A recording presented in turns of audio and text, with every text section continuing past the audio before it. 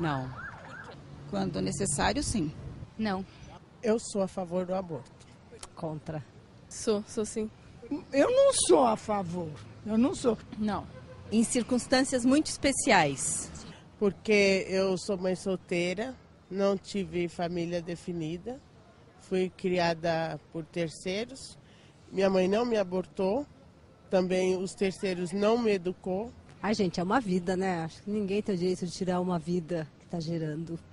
Dependendo como. Se for um estupro, eu sou a favor. Porque eu acho super errado, né? As crianças não têm nada a ver, o que acontece. Hoje em dia tem tantas formas de prevenção. Estupro, uma doença grave, aí sim. Eu acho que isso não deve acontecer. É uma criança, não pode. Um aborto não existe. Se a mãe quer, se vai ser melhor pra criança mesmo. Se ela for nascer, a mãe não vai estar preparada. Pra criança vai ser ruim, pra todo mundo vai ser ruim, não tem pra quê. Estupro ou uma doença muito ruim que a criança venha a ter. Mas assim, do modo geral, acho que a gente tem como evitar. Tá tirando uma vida, né? Mas que nem essas mocinhas, o que acontece, esse acidente é obrigado a ter. A gente não sabe quem é, né? Então eu estou assim, na dúvida. Na minha opinião, eu sou contra, filha. Olá, começa agora o programa Transição e é com renovada alegria que contamos com a sua presença. Hoje nós vamos falar sobre um tema que é bastante polêmico, a questão do aborto. Em quais situações o aborto é considerado moralmente aceito? Será que o homem tem alguma responsabilidade nos casos do aborto ou só a mulher? O que acontece com o espírito daquele que é vítima de aborto provocado? Para responder a estas e muitas outras questões, estamos aqui com o nosso querido Divaldo Pereira Franco. Tudo bem, Divaldo? Tudo bem, graças a Deus. Para evitar uma gravidez indesejada, existem vários métodos anticoncepcionais, anticonceptivos. Como o Espiritismo vê essa questão do método preventivo? É sempre melhor evitar, diz o velho Brocardo, do que remediar. Sim.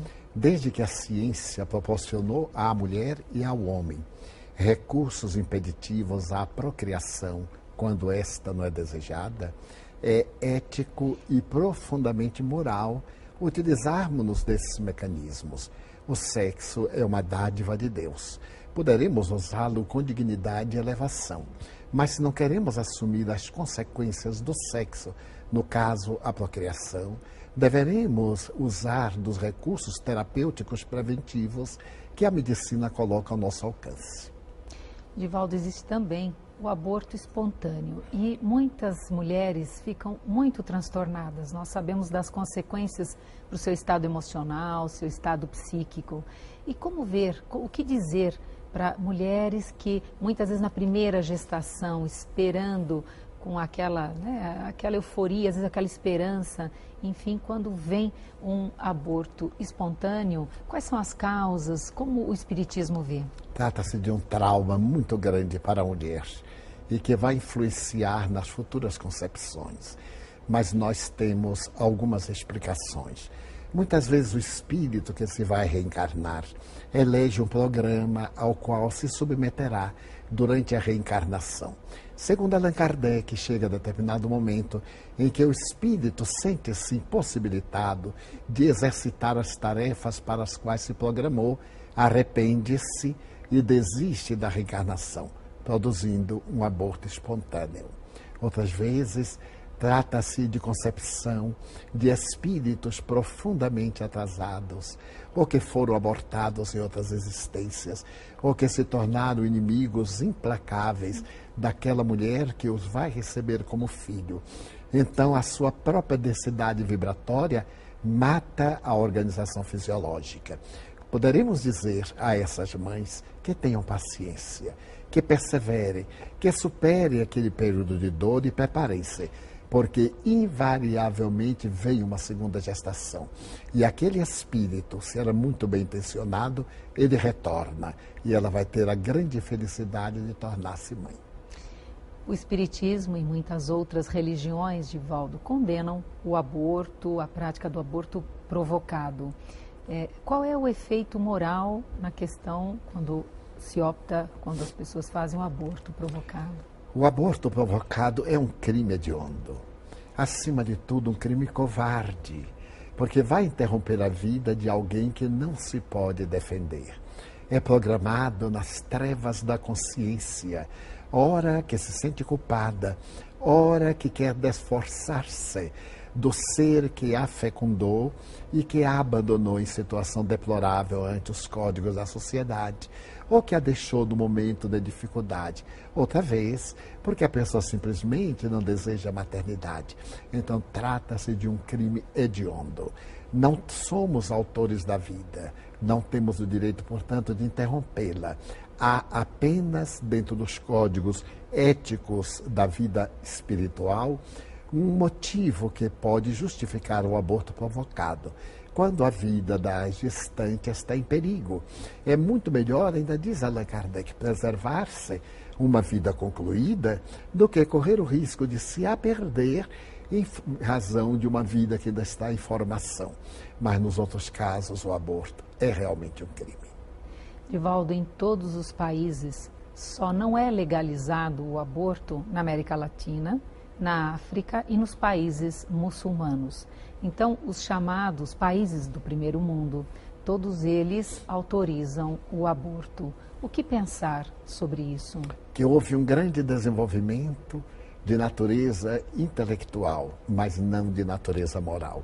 Porque desses países também ainda vige, em algum deles, a pena de morte. Sim. A eutanásia vigem ali. E está mais do que provado que a pena de morte não diminui a incidência do crime. No entanto, há uma ânsia de querer matar, de desforçar-se. Nesse aborto liberado, nós vemos a leviandade de algumas autoridades que fazem a regulamentação da vida, desrespeitando-a na sua origem.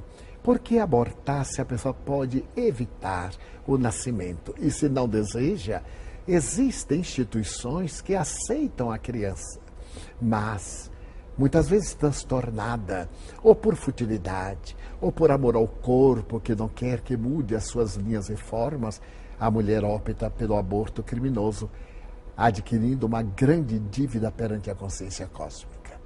Divaldo, no jornal Washington Post foi feita uma pesquisa dizendo que no Brasil, ocorrem 36 abortos a cada 1.000 mulheres. E na China, onde o aborto é legalizado, onde o aborto é permitido, são 38 abortos para cada 1.000 mulheres.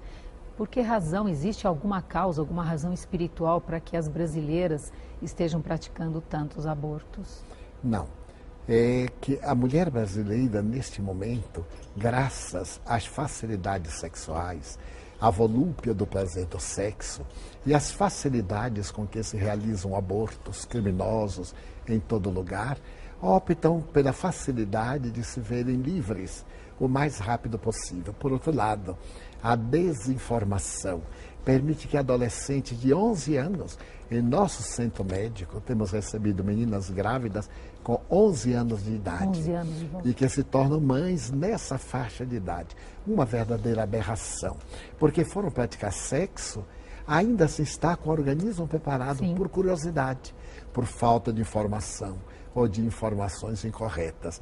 Então, por consequência, muitas outras mulheres já mais experientes, jovens, mais maduras, concebem e matam com a maior naturalidade, porque não se acreditam culpadas deste terrível flagelo que se impõe a si mesmas, porque os espíritos abortados não as perdoam.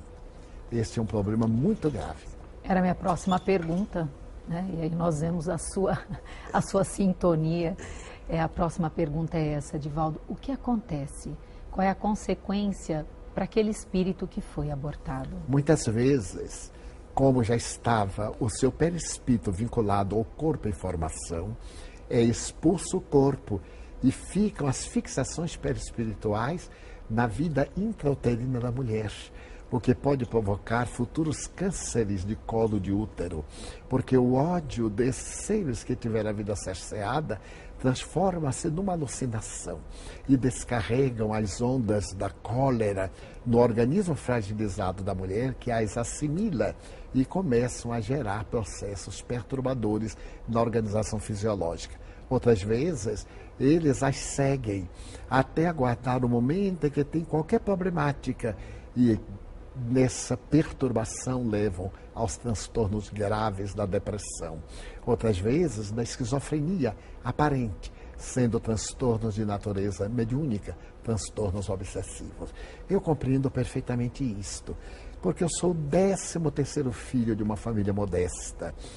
Meu irmão, 5 anos depois que nasceu, era o último filho. Quando minha mãe, já nos primeiros sintomas da menopausa, sentiu a presença de algo estranho e foi ao médico.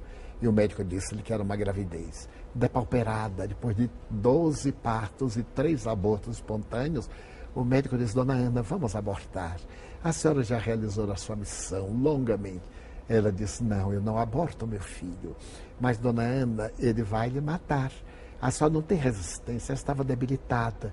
Nossa família tinha muitas dificuldades econômicas. E ela disse: morrer dando vida para mim é uma honra. Então não me abortou. Eu tenho por esta mulher um culto de gratidão incomparável. 81 anos de vida física ela me permitiu, correndo o risco de dar a sua própria vida. Então, é fascinante ver como nós deveremos preservar a vida. E que amor. Então me pergunto, se ela me tivesse abortado, será que eu a amaria?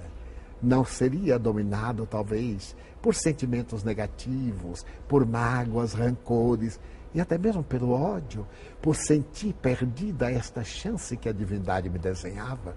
Então, aqueles que não têm uma evolução psicológica odeiam e geram obsessões das mais lamentáveis. Divaldo, e a responsabilidade do homem?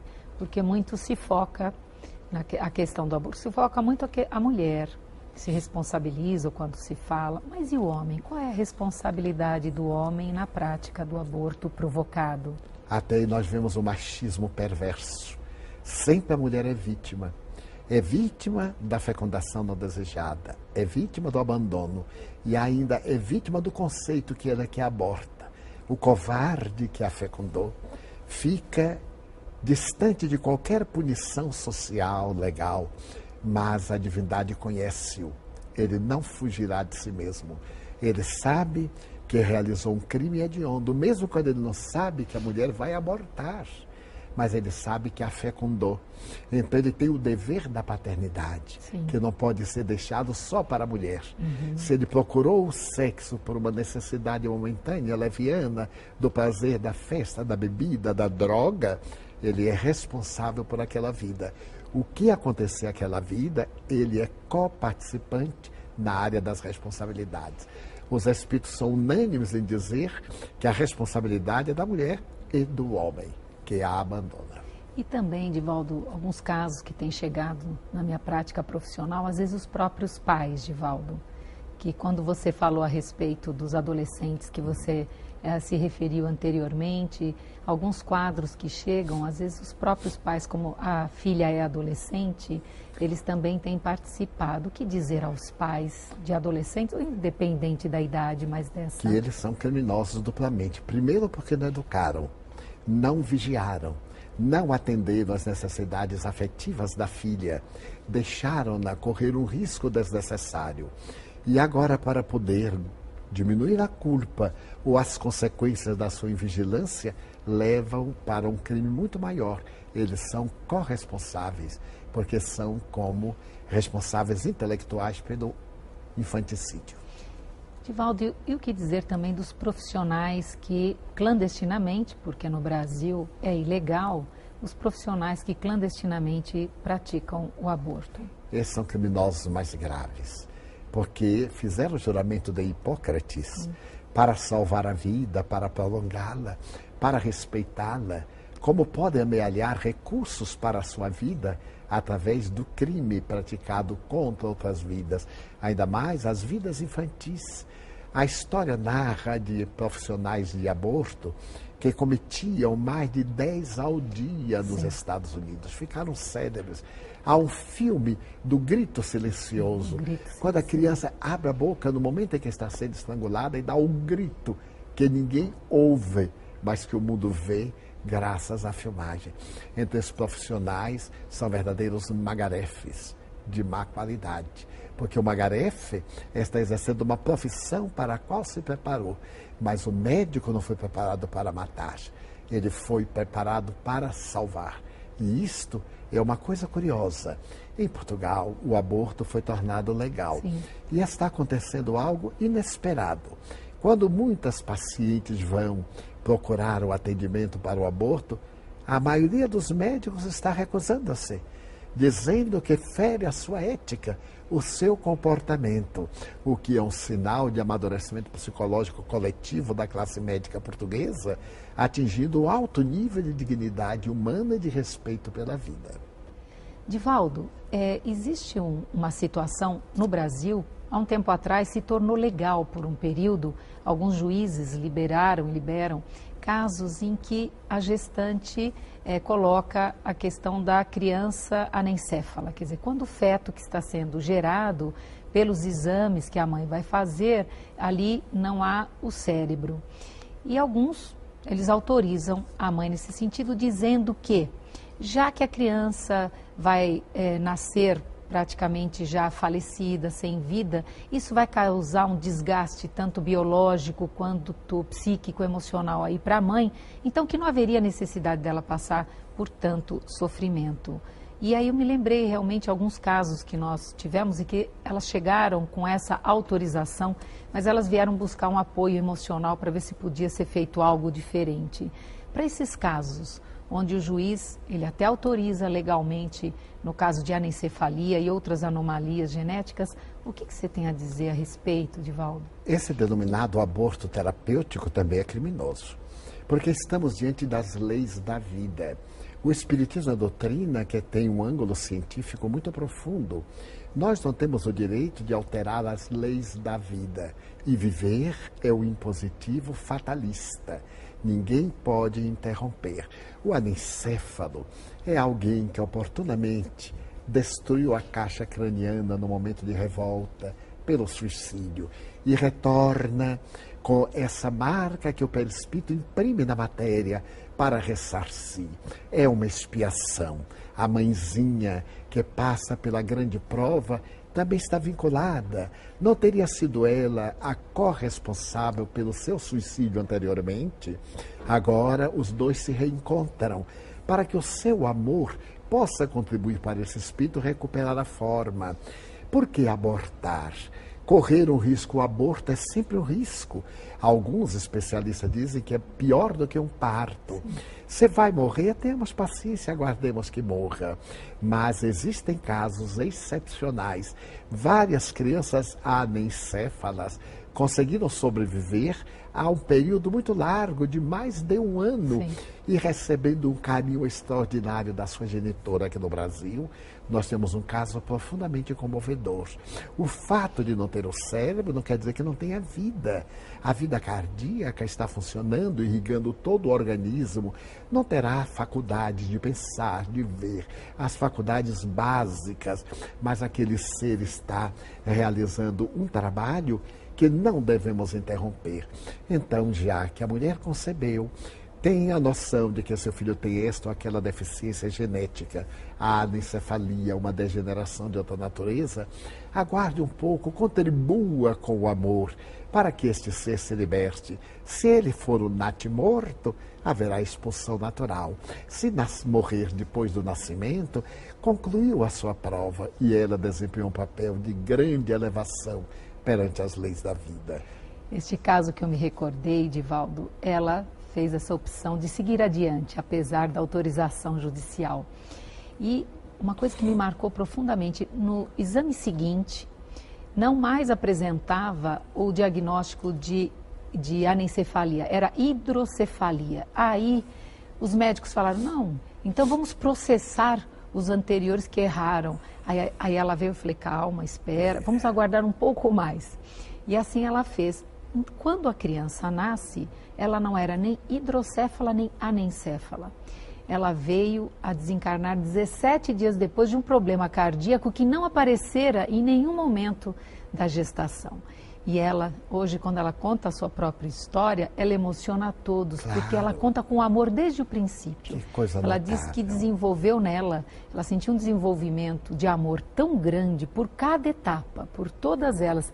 E ela se prestou a fazer todos os exames necessários e os médicos iam ficando cada vez mais espantados, surpresos, diante de tanta mudança. Então, mesmo quando um primeiro diagnóstico chega e às vezes o desespero se instala e a pessoa já busca recursos como os jurídicos, muita cautela, não é, Edivaldo? É porque falta os aparelhos... de amor, é o imediatismo, a necessidade do prazer, a fuga, porque a frustração será a mesma. Quer mate-o, quer espere, a dor moral deve ser a mesma. Por que não lenir essa dor aguardando o que vai acontecer? Esta mãe, que alegria tem de não ter cometido o crime do aborto. Se mais tarde ela viesse a descobrir, depois de abortar, que o filhinho não tinha nenhuma nem outra anomalia, que angústia. Aliás, eu me recordo que Carl Gustav Jung dizia que na sua clínica, quando as mulheres chegavam à menopausa, a maioria entrava em depressão. Sim. E a longo prazo ele descobriu que eram mulheres que haviam abortado na juventude. Sim, isso mesmo. E que a culpa ficou no inconsciente. Quando perderam a faculdade da procriação e não puderam trazer filhos, começavam a fazer culpa mais profunda e entravam em depressão. Porque a nossa consciência, diz a doutrina espírita, é o depósito das divinas leis. Na questão 621 do Livro dos Espíritos, Allan Kardec pergunta: onde está escrita a consciência, a lei de Deus? Na consciência. Então nós não podemos fugir da consciência que nos impõe a vida.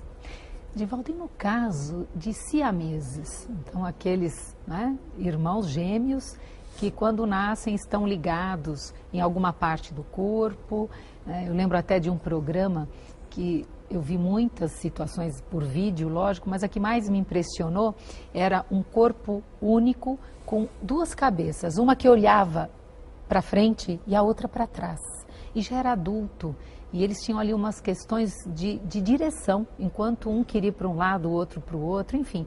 Esses são tantos casos, às vezes tem só um coração e são ligados, às vezes simplesmente cirurgias mais simples de serem feitas, mas enfim, como o Espiritismo vê os irmãos siameses? Em uma bela mensagem do irmão X, pseudônimo de Humberto de Campos, Chico Xavier, o venerável médium, psicografa uma página sobre a chifopagia, demonstrando que a mulher abortou a primeira vez. Depois veio o mesmo espírito, tentou, ela abortou. E o espírito foi tantas vezes abortado que se localizou no ventre. Ela morre e quando reencarnam estão imantados. Então o chifópago está imantado perispírito a perispírito. São dois espíritos disputando o mesmo corpo ou dois corpos quando podem ser separados através de cirurgia. Mas é uma expiação dolorosa para que vítima e algoz juntos trabalhem pela transformação moral. Em Salvador houve um caso célebre de duas meninas em um só tronco, que se odiavam, batiam-se, mordiam-se. Era necessário amarrar as mãos e elas ali odiando-se. Uma delas contraiu pneumonia e a outra dizia: tu vais me matar, infame.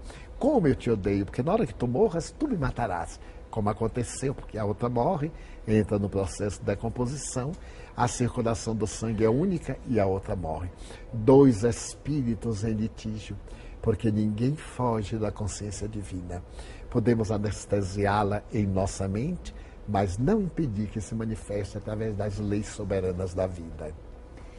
Edivaldo, quando as crianças, né, os fetos, vêm com esses diagnósticos que nós já falamos, é o que dizer para os pais e também para os familiares, porque em muitos casos, às vezes a mãe e o pai recebem até que de uma maneira mais compreensiva, mas aí há um um desconforto na família, há um desequilíbrio emocional na família. O que dizer para os familiares quando vem um diagnóstico de alguma anomalia mais séria naquela gestação, Divaldo? Eu me recordo de uma frase de Inácio de Loyola em Barcelona. Antes de escrever seus exercícios espirituais, ele gritava a noite inteira: ó Deus, como são ignorantes os que desconhecem tuas leis, ó Deus.